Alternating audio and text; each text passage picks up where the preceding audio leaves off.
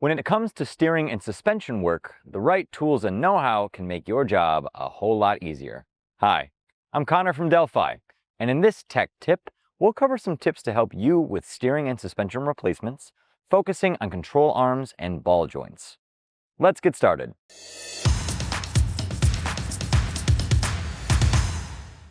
The right tools are crucial to efficient steering and suspension work.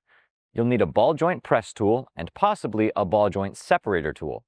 Having the pneumatic or electric versions of the tools is helpful, but it's not required. If you don't have these tools on hand, many auto parts tool retailers will rent them to you. If you're undertaking a control arm or ball joint job due to an issue with the component, or even doing preventative maintenance, take the time to inspect the shocks, struts, and brakes. The suspension work may require you to remove these parts, so it's an ideal time to install replacements if they're needed.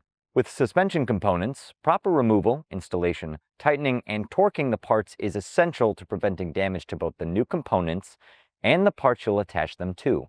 Applying a penetrating spray to the nuts and letting it soak in for 10 to 20 minutes will help make the parts easier to remove. When installing new suspension components, always use a torque wrench to tighten fasteners and wheel bolts to the manufacturer's specifications. Be careful when using air tools, as you can easily damage key components. Always do the final torquing of all suspension components in their loaded position, not with the wheel hanging free on the lift.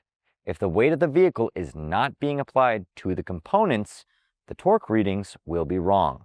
Steering and suspension systems use nuts with a self-locking feature to prevent loosening and therefore are single-use only. Never reuse any fasteners. If the control arm is fitted with horizontal bushings, always tighten the bolts with the vehicle at ride height.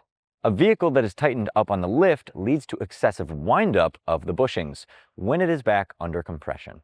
After replacing steering and suspension components, the vehicle will need to be aligned to reset the steering geometry.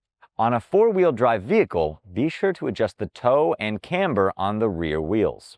Adjust the caster and camber on the front wheels, and adjust the front toe to the rear thrust angle. If you're replacing or removing and reinstalling the steering rack, check the toe, as it will alter the distance between the steering arms, which impacts the toe.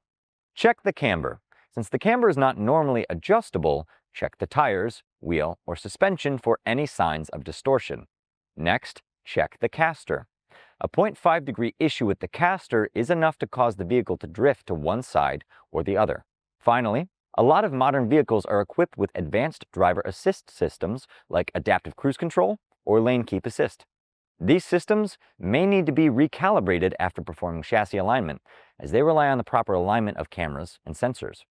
This may include a static calibration, where the vehicle is checked with precision aiming equipment while the vehicle is stationary, or a dynamic calibration, where the vehicle is taken on a road test with diagnostic scan tools on board.